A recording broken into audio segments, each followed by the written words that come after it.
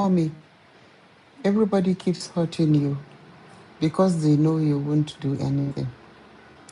At 42, Karima often wondered when life had become so heavy. There had been a time when she laughed easily, a time when she believed that marriage meant two people carrying one load. 16 years later, she had learned that some people carried the load while others just walked beside it. Welcome to Northern Tales, where silence is broken and every woman's story finds its way back to her own voice. Karima and her husband Dikko had been married for 16 years. They had two children who were the center of her world. Tahir, 14, already taller than his mother, quiet and thoughtful, and Fatima, 12, whose laughter could brighten even Karima's darkest days. Originally, both he and her husband came from Gombe State. The family had settled in Abuja shortly after their marriage. Like many young couples, they had arrived with dreams bigger than their bank accounts, believing that hard work would eventually reward them. Karima had always been brilliant. She graduated with a degree in computer science and quickly secured a position with an international NGO. She loved her work. It challenged her mind, gave her purpose, and more importantly, provided stability for her family. Dikko took a different path. He established a travel agency that specialized in Hajj and Umrah pilgrimages. Every year, especially during the pilgrimage season, his office became busy with people making deposits, collecting travel documents, and preparing for the journey of a lifetime. From the outside, the business appeared successful. People respected him. Whenever anyone mentioned Hajj or Umrah in their community, Dikko's name usually came up. He is doing very well, people often said. Karima would smile politely. She had long stopped correcting them. The truth was far more complicated. Dikko earned decent money. There was never any real doubt about that. But inside their home, it was as though that money belonged to another family. Every January, when the landlord called about renewing the rent, Karima's heart would begin to race. Dikko, the rent is due next month, she would remind him gently. I know, he would reply without looking up from his phone. Weeks would pass. Nothing happened. Then, just days before the deadline, Karima would quietly transfer money from her savings to complete or sometimes pay the entire rent herself. She stopped mentioning it after a while. The same pattern repeated itself with the children's school fees. When the payment deadline approached, Diko would promise to sort it out. Karima knew what those words meant. She would wait, then she would quietly pay the balance so Tahir and Fatima will never be sent home from school. Groceries were another silent burden she carried. Every Saturday morning, while many families shopped together, Karima drove to the supermarket alone. She paid for everything without complaint because the children deserved a home where there was always food on the table. Sometimes she wondered if Diko even knew what a month's groceries cost. What troubled her most was not the money, it was the silence. There were no conversations, no planning, no partnership. Whenever she tried to discuss household expenses, Diko would simply wave his hand dismissively. You worry too much, he would say, and somehow the worrying always remained hers. To neighbors and relatives, they looked like a successful family. No one saw the quiet calculations Karima made every month. No one saw her moving money from one account to another, postponing things she wanted for herself so the family could stay afloat. No one noticed that the woman everyone admired was slowly becoming exhausted.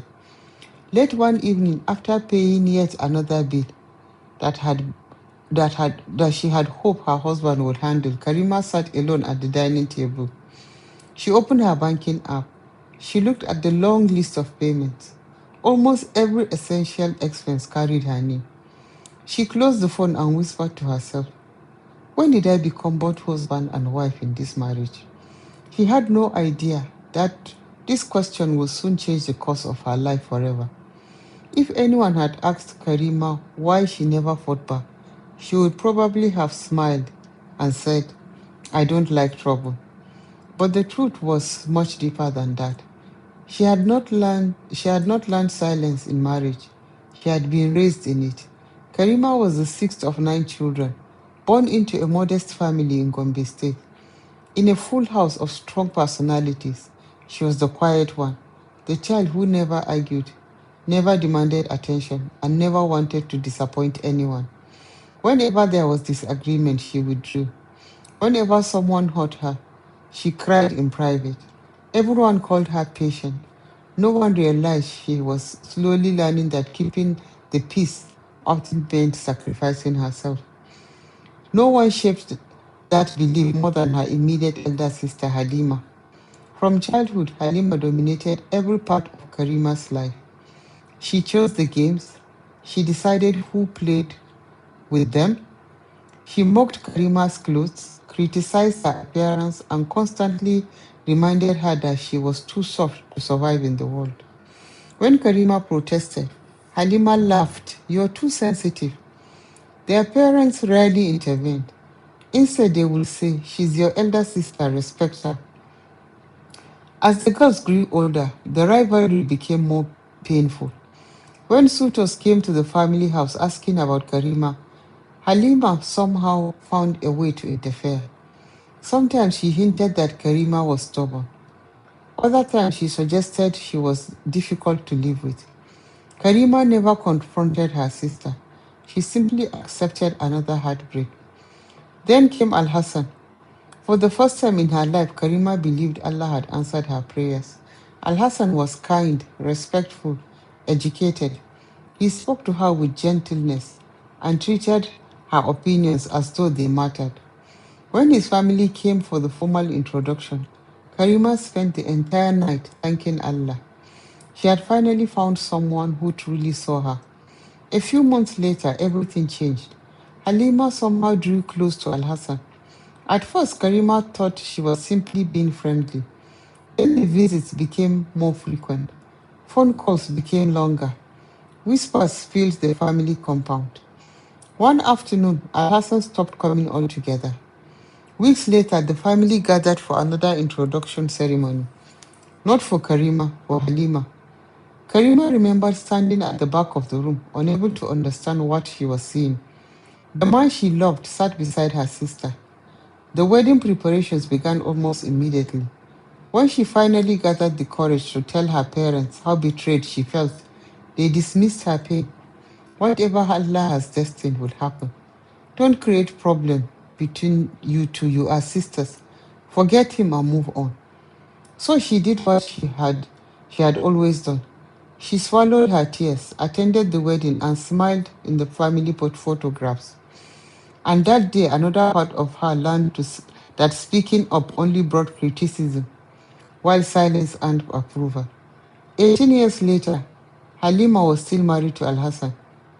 They had four children together. To outsiders, the incident belonged in the past, but its shadow never truly left Karima. Halima's interference did not end with marriage, it simply evolved. She remained deeply involved in Karima's life, offering unsolicited opinions, criticizing her decisions, and more recently, forming an unlikely alliance with Diko. Whenever Halima visited, Karima noticed the whispered conversations between the two. They laughed together. They discussed her spending, her parenting, her work, her personality. Sometimes Diko repeated things that only Halima could have told him. Karima knew they talked about her. She just never challenged them. Her own family also depended heavily on her. Whenever her parents had financial problems, they called Karima. Without hesitation, she sent money. Not because she had plenty, because she could not bear to say no. Months would pass without anyone asking how she herself was coping. Gratitude became expected. Support became an obligation.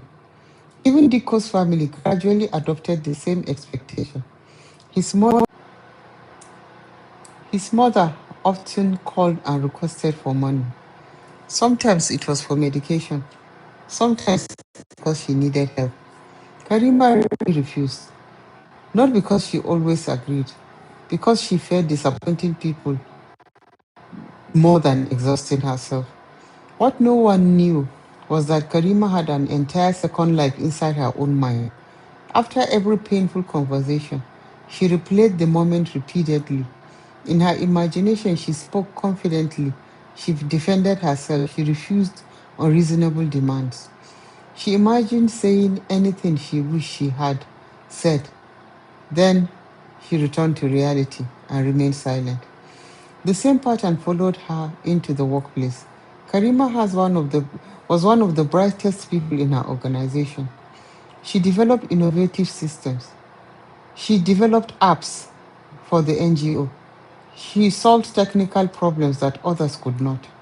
Yet, during meetings, senior colleagues presented her ideas as though they were their own. Even junior staff occasionally received praise for work she had quietly completed. She noticed she never said a word. People called her humble. What they did not see was a woman who had spent her entire life believing that her voice mattered less than everyone else's. Recently, however, something had begun to change. It started with Tahir. Now 14, he was old enough to observe the adults around him. One evening, after listening quietly while his father dismissed his mother's concerns yet again, Tahir waited until his father left the room. Then he looked directly at Karima. Mommy, she looked up. Why do you allow people to treat you like that? The question stayed with her long after everyone had gone to bed. A few weeks later, she noticed something else. Fatima had started apologizing constantly, apologizing when she had done nothing wrong, giving away her toys to avoid conflict, allowing classmates to push of her in queues, remaining silent whenever she was treated unfairly. Karima recognized those behaviors immediately. She was looking at a younger version of herself. For the first time in her life, she realized that silence was not protecting her children, it was teaching them. And that frightened her more than anything Diko, Halima, or anyone else had ever done. Life continued much as it has always had. Karima walked. She remained silent when hurt. And every night she promised herself that tomorrow she will finally speak up. Tomorrow never came. Then one afternoon, everything changed. It was a Wednesday. Karima was attending a project meeting when her phone vibrated repeatedly. She ignored the first call, then the second. By the third call, she excused herself. It was Tahir. His voice was shaking. Mommy, they have sent us home. Karima's heart sank. Why? School fees. She froze. That couldn't be right. Only 2 weeks earlier, Diko had assured her he had already paid the balance. He had even seemed offended when she asked for the receipt. Don't you trust me? He had replied. Ashamed and appearing suspicious, Karima had let the matter go. Now both Tahir and Fatima were standing outside the school, their bags, waiting for someone to collect them. Karima drove there immediately. The bursar was apologetic. Madam, Madam, we have sent several reminders. We even spoke to your husband last week. Unfortunately, we had no choice. Karima paid the outstanding fees on the spot. As they drove home, no one spoke. When they entered the house, Diko was watching television. Today, Karima said quietly. Without looking away from the screen, he replied, So, you have paid now, haven't you? She stared at him. You told me the fees had been paid. He shrugged. Something came up. What came up? Said he picked up his phone and walked outside. That evening, Halima arrived unexpectedly. She didn't ask about the children. She didn't ask how Karima felt. Instead, she laughed softly and said, Honestly, Karima, if you know your husband doesn't handle these things well, why do you keep depending on him? You know how he is. Karima looked at her in disbelief. How did Halima know? She hadn't spoken to anyone. Then she realized Diko had already told her. The embarrassment of her children being sent home from school had become another story for them to discuss. As Karima stood there listening, Tahir walked into the sitting room. He had heard everything. He looked first at his father, then at Halima. Finally, he turned to his mother. Mommy! His voice was calm, but there was pain in his eyes. Everybody keeps hurting you because they know you won't do anything. The room fell silent.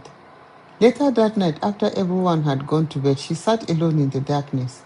For years, she had convinced herself that her silence was preserving peace, that enduring unfairness made her a good wife, a good doctor, a good daughter, a good daughter in law, a good sister. But today, she had watched her silence humiliate her children. She had watched her son lose respect for her. She had watched her daughter learn that a woman was expected to carry every burden without complaint. For the first time in 42 years, Karima asked herself a question she had never dared to ask before. What if my silence is no longer protecting my children? What if it is destroying them?